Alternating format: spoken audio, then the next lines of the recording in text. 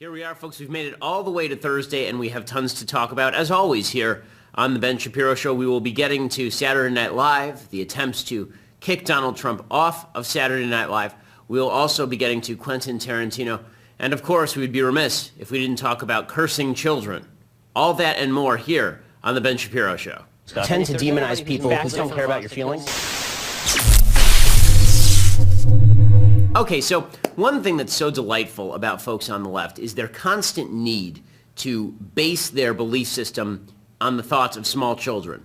Not just because they have the thoughts of small children on a regular basis and they use their sort of adult bodies to cover up the fact that their ideas are those of small children, but also because they think it's cute to exploit small children. They really do. There's like something in the leftist mentality that sees kids as not creatures to be protected, their innocence to be shielded, but kids are the next wave because, after all, they're the ones who have been less shaped by the social setting in which they live. They're sort of Rousseau's innocence, wandering around in the world and teaching us all what it's like to be a perfect human being without sin, blemish, or societal imprint. And what's amazing about all of this is, of course, if you've ever had a kid, I have a near 2-year-old right now, I have 3 younger sisters, if you've ever dealt with kids, kids are some of, legitimately, the worst people on the planet.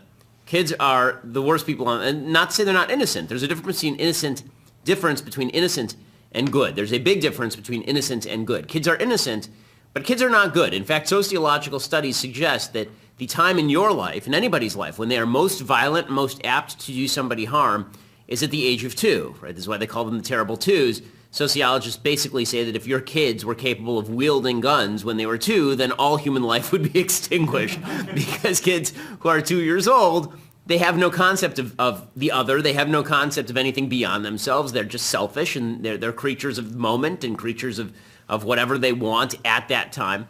But the left thinks that this is representative of the best in humanity. At the same time, the left believes they don't have innocence that's worth protecting. Kids have no innocence worth protecting. The kids should be exposed to everything. They should make their own choices. There's a video online several weeks ago in which there was a father and he had a young son. And he had this young son. And this young son wanted, maybe 2 years old, 3 years old, and he wanted to buy a Barbie doll. And this obnoxious father goes out and he buys the kid the Barbie doll, which is not that big a deal. But then he makes a video and posts it online talking about how my son may be gay, but that's not in my control. My son may... Your kid wants to buy a Barbie doll, so you think that your kid wants to have sex with dudes? Like, the kid's 2. Can you just hold on there 1 second? Do you have any sense of proportion whatsoever? In any case, the left loves to exploit kids. The latest iteration of the left exploiting children is this new video that's been brought out by some Latino activists against Donald Trump. And as you'll see, the nature of evil, and I really do believe it's evil, the nature of evil is to mix up things that are good and things that are bad into one kind of ball, mix them together so that they're all one. It's like taking Play-Doh and you mix it together until it's all just some giant brown gook.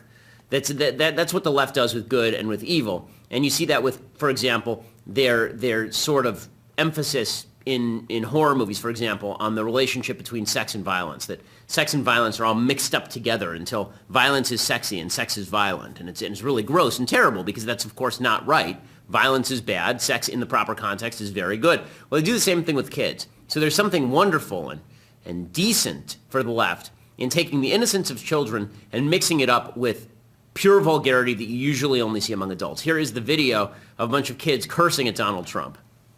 Hola, Donald Trump! Screaming, get out of my country! Republicans use offensive words. So here's a few of our own.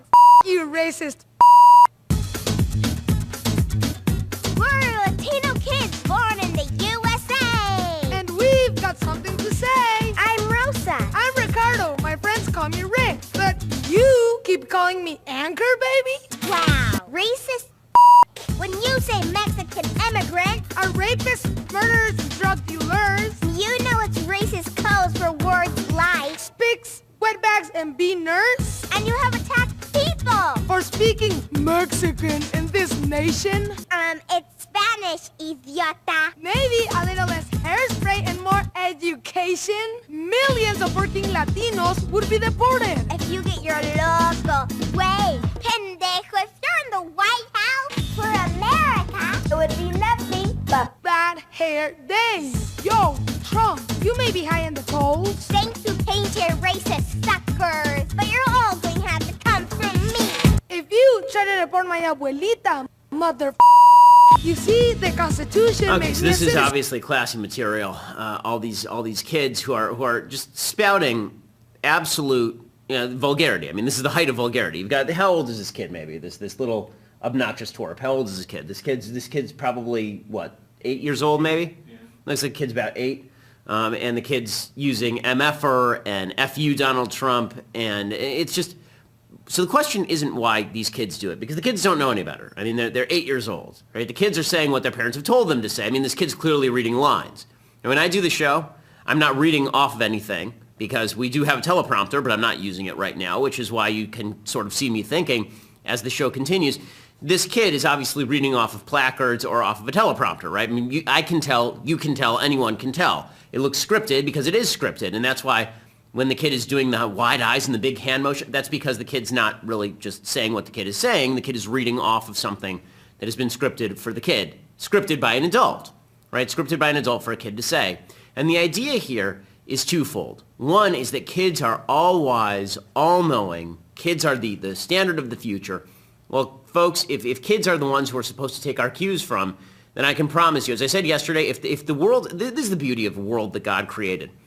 Kids are great. Women are great. Men are great. They're all great when they're in the world together. Okay, a world of all men would devolve into sex, violence, and utter annihilation in 3 days. A world of all children would be Lord of the Flies, right? A world of all kids would immediately turn into kids killing each other and exploiting each other and brutalizing each other, because that's what kids do. And a world of all women would have its own separate set of issues. So, but what the left does here is they try to suggest that children know the way. Children know the way. And you hear this also with regard to college students. The left is constantly citing college students. Well, the young, they know. The young have the enthusiasm of youth. They haven't been told what it is that they cannot do. Right, they haven't been told, they haven't learned what it is they can't do. Well, that's not a mark of wisdom. Typically, that's just a mark of stupidity. Sometimes that's a good thing. Sometimes you want people who don't know what they don't know, and so they go out and they do great things. But as a general rule for society, a society ruled by 18-year-olds ends up in the Russian Revolution. A society ruled by 60-year-olds tends to end up in the American Revolution. There is a difference in terms of age, and that's certainly true when you're talking about kids. Forget even college students. This notion that kids are the final authorities is an amazing one. And then the idea that there's another idea that's competing here from the left, which is we care about children. How much do we care about children? We care about children so much that we'll put them in our videos and we'll allow them to speak their minds. Now, of course, they're not speaking their minds. They're speaking the script writer's mind. But that doesn't matter, right? That doesn't matter. They're speaking their minds because we care this much about kids. By the way, rewind this kid's life about 9 years. The kid's in the womb, and the left is perfectly happy to kill him. But now that he's out of the womb and he's 8 years old, he can talk extensively and curse at Donald Trump. I'm not even getting into the content of this, much of which is unbelievably stupid. How dare you call us anchor babies? Okay, the definition of an anchor baby is your parents are illegal immigrants, you have a kid born in the United States, the kid is an anchor for the parent's naturalization. It's not an insult directed at the baby, it's actually a policy prescription directed at the parents. Right? What makes the kid an anchor is that it's an anchor for the family.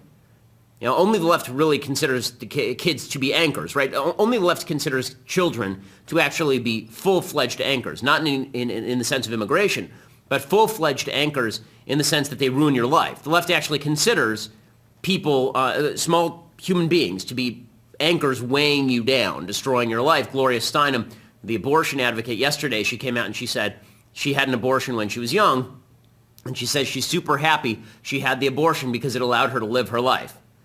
Right, but you also killed the baby, you ghoul. Right? Barack Obama had the same perspective. You remember back during 2008, he talked about his daughters, and he said, if they had sex and they got pregnant, I wouldn't want them to be punished with a baby. Right? The left considers babies a punishment. So when we talk about the language of anchor babies, it's the left that considers all babies to be anchors. Babies are anchors. You can't take them to parties. They don't drink, right? I mean, there's all sorts of problems with babies.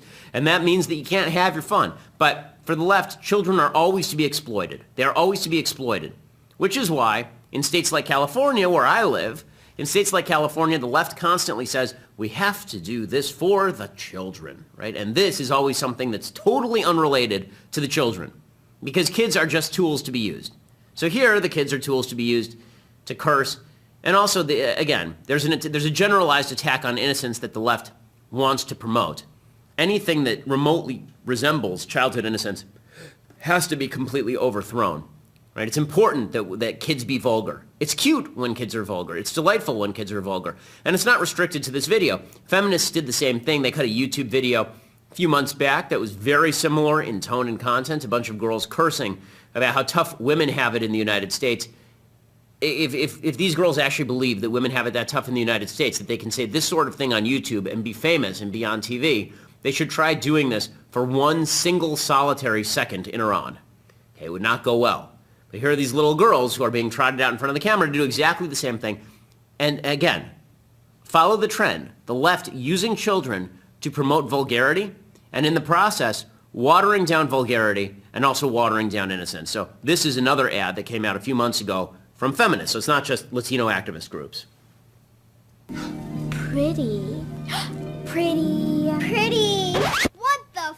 I'm not some pretty f***ing helpless princess in distress. I'm pretty f***ing powerful and ready for success. So what is more offensive? A little girl saying f*** or the f***ing on equal and sexist way? Society treats girls and women. It's our future. So listen up, grown-ups. Here's some words more f***ed up than the word pay inequality. Women are paid 23% less than men for the exact same f***ing work. Okay, And women so we can pause this. I mean, this is just, it's disgusting and it's absurd. And believe it or not, the word, the F word, which is very satisfying to say and would be satisfying for me to say right now about all of this, the F word actually is a worse word than pay inequality, because the words pay and inequality have actual definitions, whereas young girls just shouting the F word at the top of their lungs in obnoxious fashion because their parents are stage parents who are desperate to get their kids in front of a camera. I'm safe in saying that the parents who put their kids on camera here are terrible parents. Okay, you're a terrible parent if you take your kid and you exploit your kid on camera by having your kid say the F word on behalf of your political ideology. It makes you a jerk. Okay, the parents have basically just, I can't imagine having parents like this. Thank God I didn't. Thank God I'm not a parent like this. It's just, it's awful in virtually every way. By the way, don't want to bother getting too deeply into the idiocy of the actual content of this video because it's idiotic in every way. It's not true that women are paid 77 cents on the dollar for every dollar a man earns. It's not true by any statistical measure. It's absolute nonsense. And when girls say, we're pretty effing powerful, actually, no, you're a 7-year-old girl. You're not. Right? You're so not effing powerful that your parents just stacked you in front of a camera so that they could stack your trust fund, which you won't be able to access for another 11 years, ladies. So let's calm it down there. But this goes to show you that for the left, everything is a tool for exploitation, including children. Including children. If they have to use kids to go after Donald Trump, they'll use kids to go after Donald Trump. If they have to use kids to talk feminism, they'll use kids to talk feminism. And they take a perverse glee, the left, a perverse glee in taking the filth and excretion of Western society and just wiping it across children. Because children, after all, they're both tools and they are also empowered beings from whom we should learn. None of this is true. Children are not tools. Children are to be guarded and protected. And the same folks who are saying that these girls are super powerful, the same feminists who are saying these little girls are supremely powerful, are saying that these girls are not powerful enough to stop feminists and leftists from putting a young boy in their locker room so that these girls have to look at male genitalia. It is incredible. But this is the left's take on children. Children are not useful to the left. They're not. Children are actually bad for the left. They're only useful if the left can treat them as tiny little Jane Fondas or tiny little emissaries of the wild left. It's particularly absurd in these cases. Now, meanwhile, the left's emphasis on taking control of the entertainment medium continues. You can see the hatred for Donald Trump on the part of many of these activists. A lot of these activists are now calling for Donald Trump not to be able to be on Saturday Night Live. Loretta Sanchez, who is running for Senate in the state of California right now, she's going to get clocked by Kamala Harris, another Democrat in the state of California. Loretta Sanchez is a congresswoman most famous recently for actually getting caught on tape making fun of Native Americans by going, whoa, whoa, whoa, whoa. You can find the tape. It's pretty ridiculous. Loretta Sanchez, she says that Trump is offensive. So she makes fun of Native Americans by dropping the old stereotypical peace pipe routine. But she says that Saturday Night Live should actually ban Trump, and she thinks the government should step in to ban Trump. Here's Loretta Sanchez, that intellectual heavyweight, on why the country just can't take any more of Trump. SNL has had plenty of presidential candidates on before. The problem is that they're allowing Donald Trump the entire time. They're asking him he's going to host this. And that hasn't happened in the past by a presidential candidate. And we believe that it's an affront to Latinos in particular, Mexicans and Mexican Americans, my parents, in particular because of all of the negative things that Donald Trump has said about us. But doesn't Saturday Night Live, Congresswoman, have a right to book, whether it's one little sketch and Hillary Clinton making a cameo or Donald Trump for the entire hour and a half, have a right to book Donald Trump, just as you certainly have a right to speak up and not tune in? Well, in the same way that I believe in free speech and the First Amendment, you're correct from that standpoint, except for you're not allowed to go into an auditorium and yell fire, fire, fire. And in the same way, I believe it's up to SNL to understand that when they put a Donald Trump in front of people and he says these type of derogatory comments, that has a direct relationship to what is happening out in everyday lives of Latinos. Okay, what she just said is so legally insane. It's almost unworthy of comment, but since that's what we do professionally here, we'll comment on it. The fact that she says right there that Donald Trump's language is shouting fire in a crowded theater. The only people who ever use the fire in a crowded theater analogy are people who are full-on legally illiterate. Okay, the fire in a crowded theater analogy, it comes from an opinion, is actually a minority opinion by Justice Oliver Wendell Holmes, in which he suggested that it is not protected by the First Amendment if you were to get up in a theater and shout fire, because that would generate violence and people running over each other and killing each other. If she's actually saying that Donald Trump making jokes on SNL is equivalent to Donald Trump getting up and basically inciting violence, and that should be illegal, this is where the left wants to go. And the reason that I want to discuss this for just a minute is because the left has this very kind of rosy view of who they are, this deeply rosy view of who they are, right? Their view is born in innocence, just like it's born in innocence, just like with these children, and then it is swept through with enthusiasm, and yet they also believe that they're wildly open-minded. So you have Loretta Sanchez here saying Donald Trump should not be on a comedy show that virtually every presidential candidate appears on. But Donald Trump shouldn't appear on it because that's a violation of the First Amendment, basically. It's not covered by the First Amendment for Donald Trump to make jokes on Saturday Night Live, right? That's not covered by the First Amendment. But then you have people on the left who have this rosy view of themselves. Paul Krugman, who for some unknown reason has won a Pulitzer Prize. Did he win a Nobel? I think he won a Nobel Prize in economics, Paul Krugman, which demonstrates that the Nobel Prize in economics is just the same as the Nobel Peace Prize, namely, they come straight from the anus of a horse. I mean, it's just absolute worthless garbage.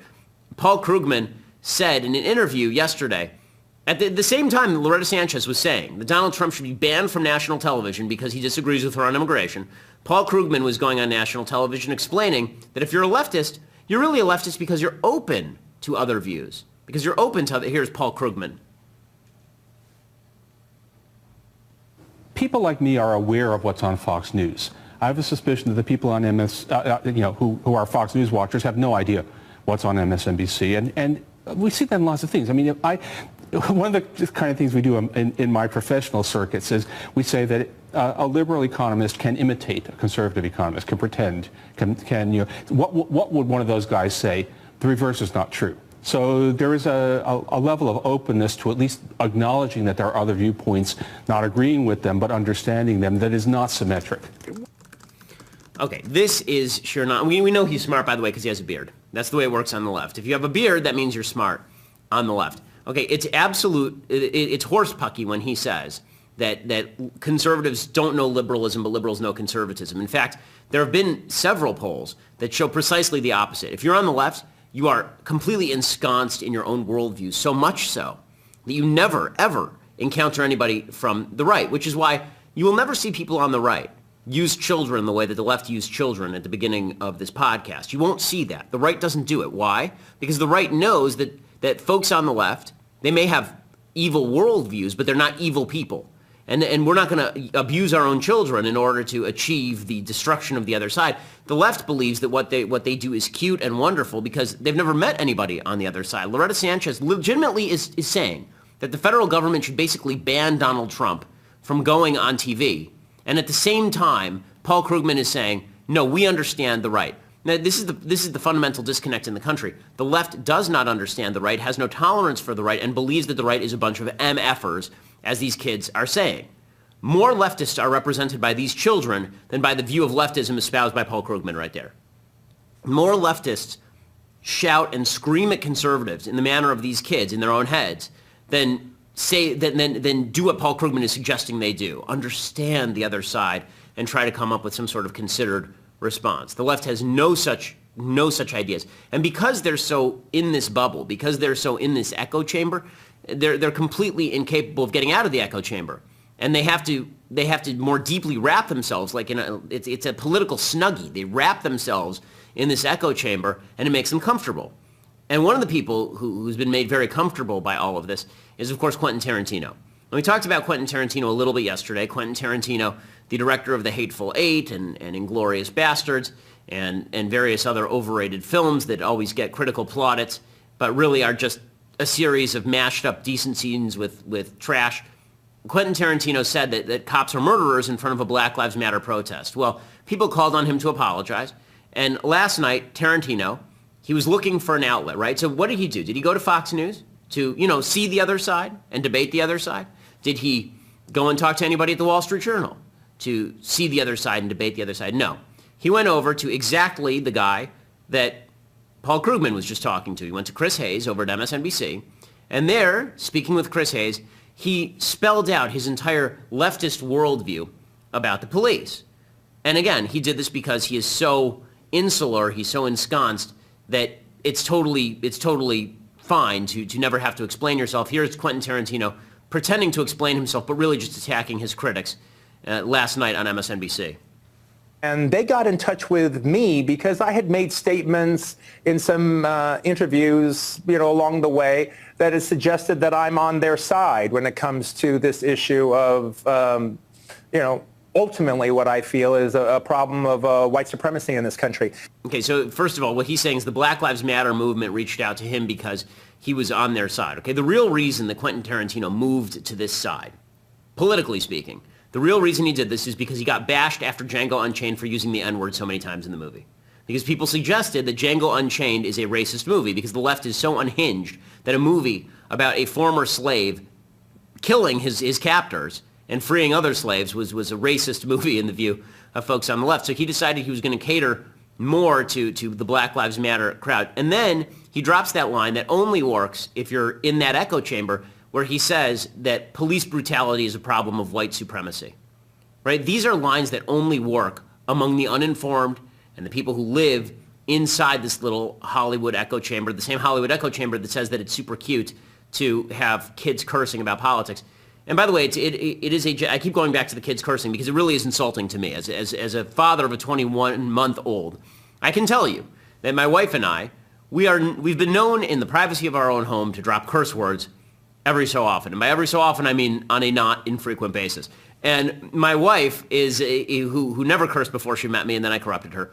My wife, the other day, she was working in the kitchen, and she dropped something on her foot, and she said, "Oh, blank." And the blank was the S word. And the baby immediately looks up at her, and she goes, "Oh, blank," right? And she starts copying her. And at that point, we decide, okay, we can't curse in the house anymore, specifically because it is not a worthwhile endeavor to train your children to curse and be vulgar. It's just, it's stupid. It makes your kids stupid, and it engages them in a culture that is problematic. For the left, it's cute when kids do this. For the left, it's cute when kids, it's so cute that we should brag about it. There was a video that Will Ferrell did with his own daughter. It's got a bajillion YouTube views, in which Will Ferrell has a full conversation with his daughter who's just cursing at him, and she's like 2 years old. And this is just endlessly cute. Now, there's something transgressive about humor that makes it funny for about 30 seconds. But then it continues for another 5 minutes. It's like a Monty Python sketch. The first 30 seconds is awesome, and then it continues until you die of old age. This is how the left, but for the left, it's so cute and so wonderful when kids curse that it's just wonderful in and of itself. Well, Quentin Tarantino is a kid who is cursing. He is a kid. That's what his movies are. He is a child. Quentin Tarantino, I mean, you look at him. He's an overgrown child. That's all he is. He's an immature, overgrown child who makes video game movies and who spouts basically what are the leftist equivalents of curse words like white supremacy. I would love to hear Quentin Tarantino define white supremacy. And how is he not a part of it? Quentin Tarantino, very rich white man exploiting black people for money. How is he not a part of it? Yeah, I'd like to hear him explain that one. There are all of these curse words are not just. And that feminist video has something to say about cursing, right? They say that the F word is not as bad as pay inequality. For the left, this is true. The real vulgarity for the left is disagreeing with them. If you disagree with the left, you are the curse word. You're worse than the curse word. The curse word is just a word after all. But if you disagree with them, then you have broken their vision of utopia and you must be destroyed. And so Quentin Tarantino is throwing out slurs like white supremacist at anybody who disagrees with him, when the fact of the matter is that what actual white supremacists did, what actual white supremacy was in parts of the black community for most of American history until the Civil Rights Movement, white supremacy was very much focused on the idea that the police should never get involved in black-on-black crime, which is why the black-on-black crime rates were always exponentially higher than the white-on-white crime rates. You know, Quentin Tarantino wants to act like the cops are out there to get black people. Well, if the cops were out there to get black people, they would be doing a hell of a lot better job of it. They're not out there to get black people. They're out there to protect black people. And that's certainly true of the black cops in places like Baltimore, where more than half the police force is black. But Quentin Tarantino says it's a problem of white supremacy, again, because he lives in this world where it's cute when kids curse about Republicans, and it's delightful when Loretta Sanchez says Donald Trump should be shut up by the government, and all cops are murderers. And this is the and it's infused every part of American life. It's not just true of politics. It crosses over into the entertainment field, as you see from Tarantino. It's crossing over into sports now. It's crossing over into sports. Just yesterday on ESPN, there are a couple of hosts who accused the football coach of Notre Dame of racism. Why? Because he shoved another coach. So the hosts of ESPN Sports Nation, they accused the football coach's name is Brian Kelly. They accused him of racism after he shoved a black assistant coach during their Halloween game against Temple. He said that he shoved the coach toward the sidelines because he was yelling at the ref. But Marcellus Wiley, who also happens to be a host on 710 ESPN out here in Los Angeles, and he's the other half of the most obnoxious show on radio, which is the Max and Marcella show, which is legitimately the worst show in the history of radio. If ever you tune into it, turn it off before your car bursts into flames, spontaneously combust from the horror of that show. Between Max and Marcellus, the intelligence level actually enters into negative space. Marcellus Wiley was on ESPN, and everything is racist. Everything is racist, because inside this little bubble, everything is racist. So here's Marcellus Wiley explaining that even in the context of a basic sporting event, white supremacy reigns supreme. You know, I don't like to play the race card, but I'm going to go here on this one. I feel like you can here. When you see a black coach getting emasculated, basically, undermined on the sidelines, when he's a coach with authority over those players, they're going to say, there are very few images and likenesses of a black player with a position of authority on the coaching staff. Very few. And when you see one treated like that, your imagination starts to take over and say, Brian Kelly, we tried to respect all of you guys on a level playing field, despite the fact that most of us on the field are black, but then most of you on the sidelines are white. But when you undermine one of the few figures that we could actually see in likeness, now that speaks volumes to those players towards a negative place. Plus, that guy's young. So he looks like a contemporary versus an authority figure. So it's almost like, well, yeah, he's closer to being and then you could burn the bridge. Brian Kelly is as a coach and those players on the field. He looks like a younger coach, a liaison, as you want to say, a bridge between the two. And if you're going to show us that there's a divide between what you think of us or what you think of a black coach, because I guarantee you, if he thought that coach was of his equal, he would not go out there with the one-arm chokehold. I like that point. I think it's right. In other words, it's a bigger deal than if it was a white coach or a white subordinate and he did it as, or someone his own age and a white. Right. I get that. So age. Doing it, right? I understand, but age and race does make it look worse. And so, but what's underneath all of that is, on the one hand, the reaction that, like, wait, are we post-racial? Which obviously we're not, but is everybody the same or not? But no, the answer is no. You know, our country's history and everything does play into something like this. What I love about this particular show is the ideological diversity displayed by the various hosts. It is wonderful to hear them really, you know, battle it out over the key issues of the day. That is Max talking at the end there. So if you can imagine 3 hours of Max talking with Marcellus, that is their show on 710 ESPN. And it makes you want to hang yourself. I mean, it's like the scene from Airplane where the main character is sitting there telling the story of his life, and they cut back to him, and all you see is the swinging feet of the old woman who's sitting next to him. That's basically what their show is like. This is the bubble. This is the echo chamber that they've created for themselves, where cursing kids are wonderful and everything is racist. And it's racist when a coach pushes another coach, which happens on a fairly routine basis, but this coach happens to be a white guy who pushed a black guy, and therefore it's racism. And then we wonder why there's a disconnect in American politics. Then we wonder why it is we can't have a rational conversation. Maybe the reason we can't have a rational conversation is because every time we start to have a rational conversation, somebody either calls us an MFer, maybe a child that's been trained by their parents from youth to think that anyone who disagrees is an MFer, or maybe we get called a racist, or maybe maybe it's suggested that our political point of view means that we're outside the boundaries of the First Amendment. This is the battle for the soul of the country right now. It's not even a battle between left and right, although that is a key battle for the soul of our country. The real battle for the soul of our country is, can we even have political conversations anymore? Is it even possible for us to talk together? Because when one side is saying that the other side is so evil that children should be spitting on them and cursing them, and the other side is saying, can we have a conversation about this? There is no conversation to be had. And that's what's truly sad about all of this. And it really is. It really is very sad.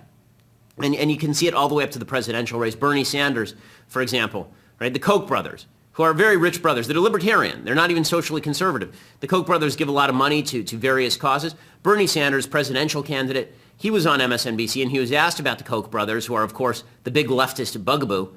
And here's Bernie Sanders, a presidential candidate, saying the Koch brothers are evil. They're evil.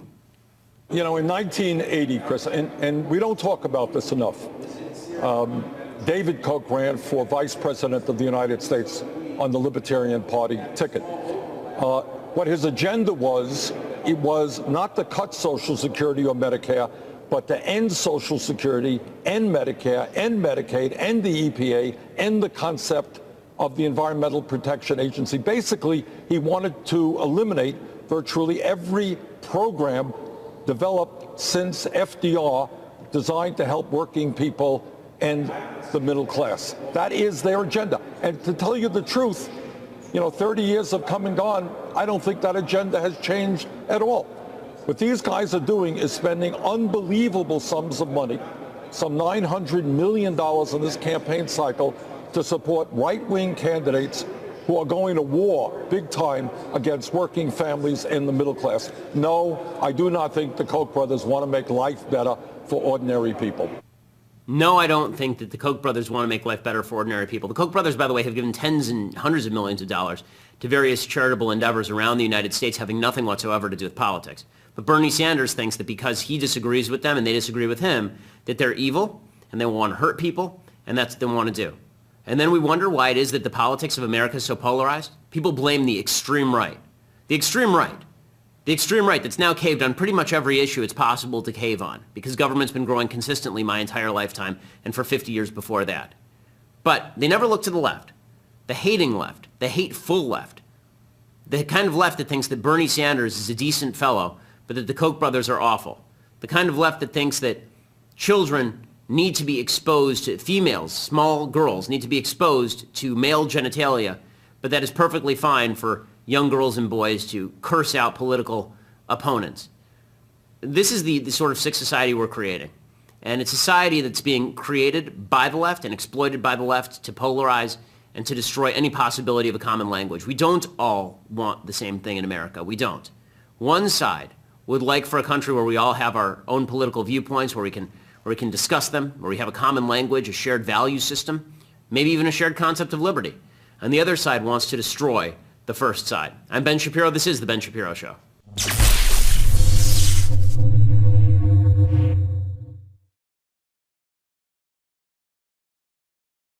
Not in my control. My son your kid wants to buy a Barbie doll, so you think that your kid wants to have sex with dudes? Like, the kid's 2.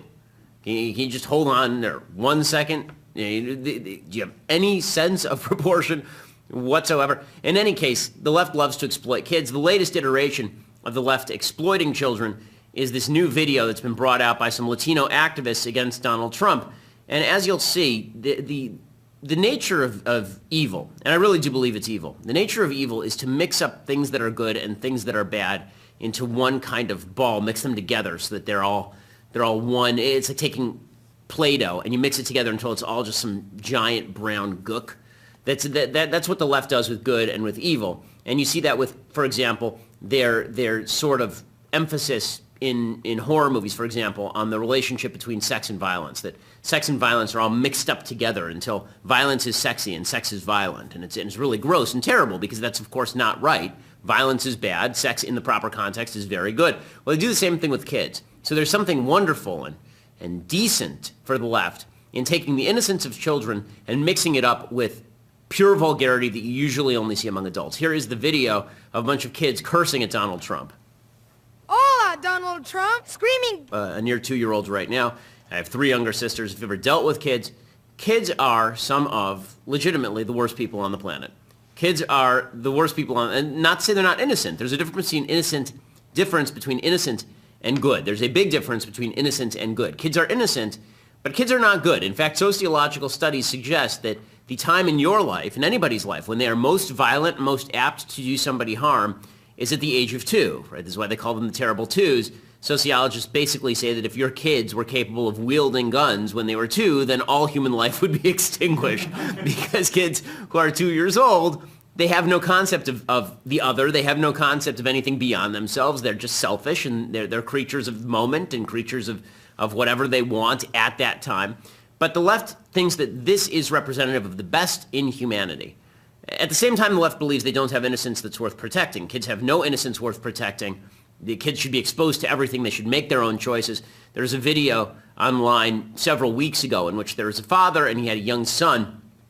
And he had this young son. And this young son wanted, maybe 2 years old, 3 years old, and he wanted to buy a Barbie doll.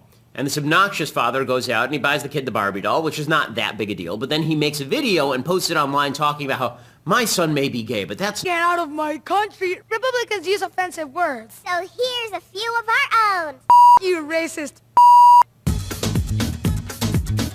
We're Latino kids born in the USA. And we've got something to say. I'm Rosa. I'm Ricardo. My friends call me Rick. But you keep calling me Anchor, baby? Wow. Racist.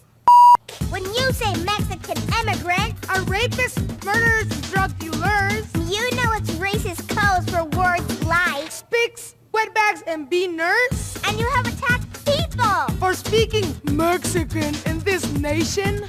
It's Spanish, idiota. Maybe a little less hairspray and more education. Millions of working Latinos would be deported. If you get your loco, way, pendejo, if you're in the White House for America, it would be nothing but bad hair days. Yo, Trump, you may be high in the polls. Thanks to painted racist suckers, but you're all going to have to come from me. If you try to deport my abuelita, mother. You see, the Constitution. Okay, so this is obviously classy material. All these kids who are just spouting absolute vulgarity. I mean, this is the height of vulgarity. You've got, how old is this kid? Maybe this little obnoxious twerp. How old is this kid? This kid's probably what, 8 years old, maybe. Yeah.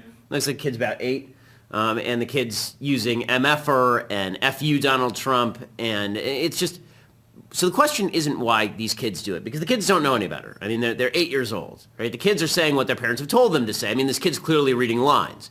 And when I do the show, I'm not reading off of anything because we do have a teleprompter, but I'm not using it right now, which is why you can sort of see me thinking as the show continues. This kid is obviously reading off of placards or off of a teleprompter, right? I mean, I can tell, you can tell, anyone can tell. It looks scripted because it is scripted, and that's why when the kid is doing the wide eyes and the big hand motion, that's because the kid's not really just saying what the kid is saying. The kid is reading off of something that has been scripted for the kid, scripted by an adult, right? Scripted by an adult for a kid to say. And the idea here is twofold. One is that kids are all wise, all knowing. Kids are the standard of the future.